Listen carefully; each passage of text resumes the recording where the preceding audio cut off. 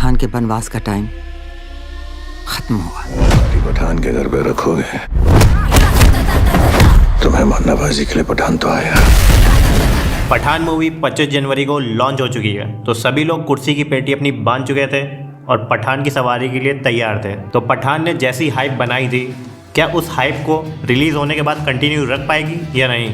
तो पठान की ticket cell के लिए जैसी हाइप बनी, उसका फर्स्ट डे एडवांस बुकिंग की हाइप बनी, तो कई सारे रिकॉर्ड भी बनने और कई सारे अफवाहें भी चली, जिसकी वजह से कई चीज़ें चर्चा में आई। जैसे असम से रिलेटेड चर्चा में आया, उनका स्टेटमेंट काफ़ी वो खुद ही ट्रोल कर दिया गया, जबकि बढ़िया तरीका अपनाया शाहरुख खान ने। इस बार सोशल मीडिया इन्फ्लुएंसर का यूज़ नहीं किया गया, ये काफ़ी बढ़िया किया, क्योंकि ये चीज़ें काफ़ी फेक लगने लगती हैं। शाहरुख खान ने जितना प्रमोशन किया वो खुद के थ्रू किया, जैसे बार बार ट्विटर पे हैशटैग चलाते थे आस्क फॉर SRK, और साउथ को कवर करने के लिए वहाँ का एक फेमस टीवी चैनल है सन टीवी, उसका यूज़ किया। तो बढ़िया स्ट्रेटजी थी, ज़्यादा खर्चा ना करते हुए जो भी प्रमोशन करना था वो लिमिटेड तरीके से किया, क्योंकि वो खुद इतने टाइम बाद आ रहे थे, मूवी ऑलरेडी हर किसी तक पहुंच चुकी थी। तो चलिए बात करते हैं पठान के बारे में। जैसा कि पठान के ट्रेलर को देख के शक हो रहा था कि इसमें पाकिस्तान का नाम लेने से हिचकिचा रहे हैं। बोल दिया था एक प्राइवेट ग्रुप है जो कि अटैकिंग वाले टेंडर टाइप का लेता है, जैसे कॉर्पोरेट कंपनी लेती है। तो पिक्चर की स्टार्टिंग में ही आपका ये डाउट खत्म हो जाएगा। मूवी बिल्कुल करंट इशू से रिलेटेड है। दिखाया गया है कि जब आर्टिकल 370 को हटाया गया तो पाकिस्तान के जो जनरल चीफ थे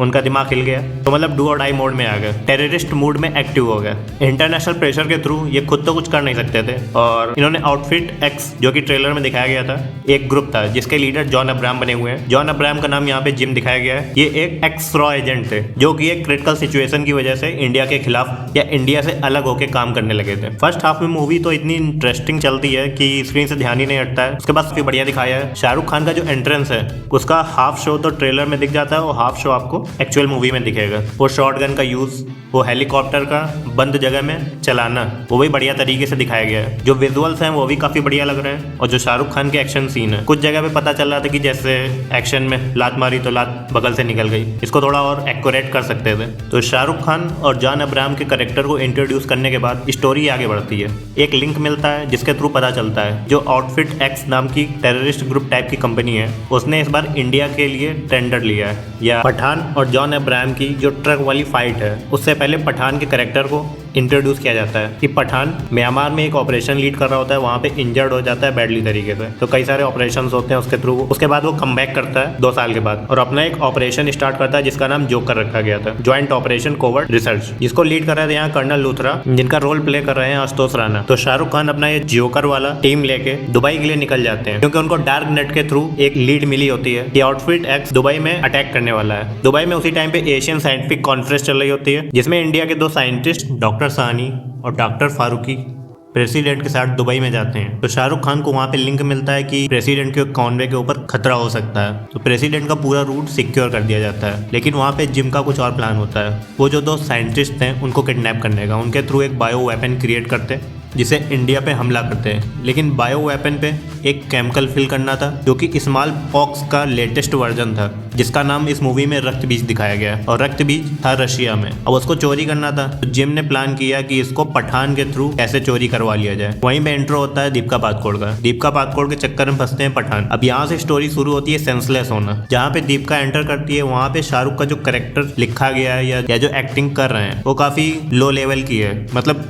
रॉ का बिल्कुल मतलब ही खत्म कर देते। ऐसा लग रहा है कोई गली का आशिक हो, उस तरह से उनके पीछे पड़ जाते हैं बिल्कुल। फिर आगे इंट्रो में बताते हैं दीपिका का इस मूवी में नाम रुबीना होता है। तो रुबीना पाकिस्तान की एक एक्स ISI एजेंट होती हैं। तो यहाँ पे जिम का आगे प्लान होता है कि रुबीना और पठान इनके थ्रू जो रशिया में रक्त बीज या स्मॉल पॉक्स का एक वेरिएंट रखा है उसको कैसे करके चुरा लिया जाए और उसको as a bio weapon create किया जाए। तो यहाँ से पूरी स्टोरी सेंसलेस चलती है जहाँ तक चोरी होती है। चोरी के बाद रक्त बीज जो होता है हैंड ओवर हो जाता है जिम के पास, और यहाँ पे दीपिका पादुकोण पठान को धोखा देके चली जाती हैं, जैसा कि फितरत रहती है पाकिस्तान की। तो यहाँ पाकिस्तान की इमेज काफी क्लियर रखने की कोशिश की गई है। तो यहाँ पे स्टार्टिंग में जो पाकिस्तान के ऊपर टेररिस्ट वाली चीजें दिखाई गई थी, वहाँ धीरे धीरे सफाई कर रहे होते हैं, क्योंकि पाकिस्तान में भी तो फाइन लेवल मेंटेन करना है। रक्त बीज के हैंडओवर होने के बाद से जिम तैयार करता है एक बायो वेपन, जिसकी वो इंडिया को धमकी देता है कि या तो वो पूरा जम्मू कश्मीर खाली करके पाकिस्तान को हैंड ओवर कर दे या तो ये बायो वेपन का वॉर दे ले, क्योंकि एक्चुअल में जो हमले का टेंडर मिला होता है वो पाकिस्तान से मिला होता है, तो इसलिए ये ऐसी एडवाइस आती है। और बाकी फिर यहाँ पे दीपिका को दिखाते हैं कि उनका मन बदल जाता है, लोगों की डेथ हो जाएगी बायो वेपन के थ्रू,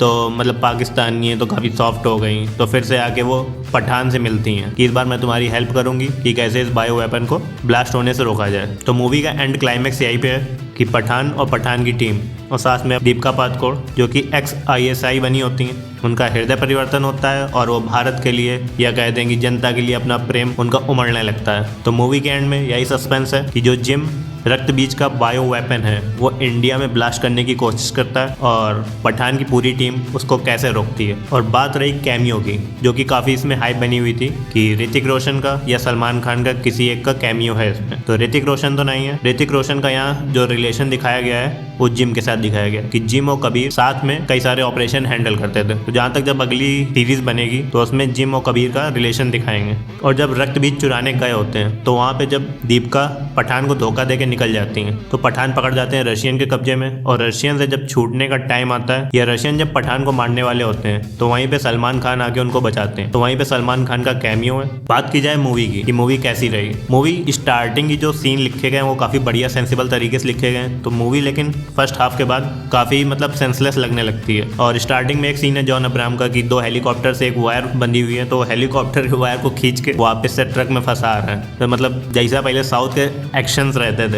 उस टाइप वाला सीन हो गया, साइंस के साथ खिलवाड़। तो कुल मिला के वो सीन साइंस का पूरा मजाक था और कुछ नहीं। ऐसे सेंसलेस सीन डालने का पता नहीं क्या सीन बनता है। तो बाकी मूवी काफ़ी लंबे समय के बाद आए, फैन लोग एंजॉय कर रहे हैं। तो बॉलीवुड का पाकिस्तान प्रेम यहाँ भी साफ साफ दिखाई देता है, उसको वो दिखाने से कतराते नहीं हैं। बाद में जाके वो पाकिस्तान की इमेज कहीं ना कहीं साफ रखने की कोशिश करते हैं। बाकी आप मूवी को थिएटर में एंजॉय कर सकते हैं। मूवी में कई सारे फैन मूवमेंट हैं, तो एज अ फैन आप इस मूवी को एंजॉय कर सकते हैं। और मूवी में न्यूडिटी के नाम पे सबसे ज़्यादा वही गाना में न्यूडिटी है और बाकी मूवी में कहीं नहीं इतनी।